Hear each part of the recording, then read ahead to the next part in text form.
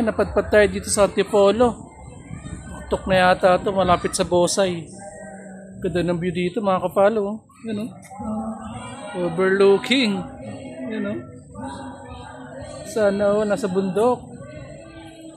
Grabe. Layos ang oras tayo. 50 minutes tayo nagbiyahe. Papunta dito mula Marikina. Yan ang ganda o. Swimming pool pala to mga kapalo. Ano yung ano niya. Pinaka-resort niya yan. Pinaka-pool niya. Tsaka meron din sa kabila. Ganda dito. Nakaka-relax oh. Overlooking. Yan oh. Antipolo. Malapit to sa Bosay. Ano kaya resort to? Overlooking Kapalo. Dito muna tayo. Pahinga muna tayo. Mga 30 minutes. Bago tayo bumaba ng Marikina. Baka may booking pa. Grabe, ganda oh. Nakaka-relax dito. Pinakapaligiran Kapalo. Bundok. Tapos meron din pool doon sa kabila. Yan. Ano kayang resort to? Tignan natin.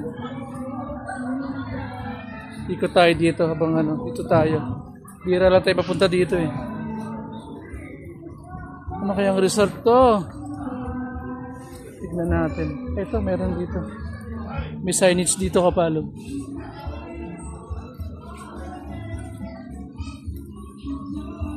Yun, meron pala. Catleya Resort. Yun. Nandito tayo sa Catleya Resort mga Kapalo. Yun o. Catleya Resort. Yun o. Grabing ganun tanawin yan o.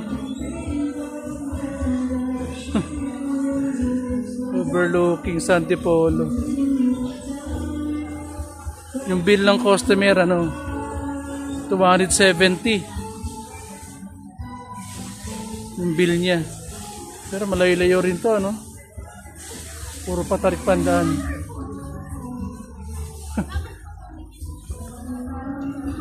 Balik tayo dito sa maliwanag. Pumapangit ako dun sa madilim eh. Tingnan muna tayo. Catleya Resort pala to. Yan si sir. Shout out sir. You know, shout out kay sir. Tagabantay ka dito? Okay. Ganda no? Nakaka-relax no? Malamig ng hangin dito. Lalo siguro pag December. Grabe.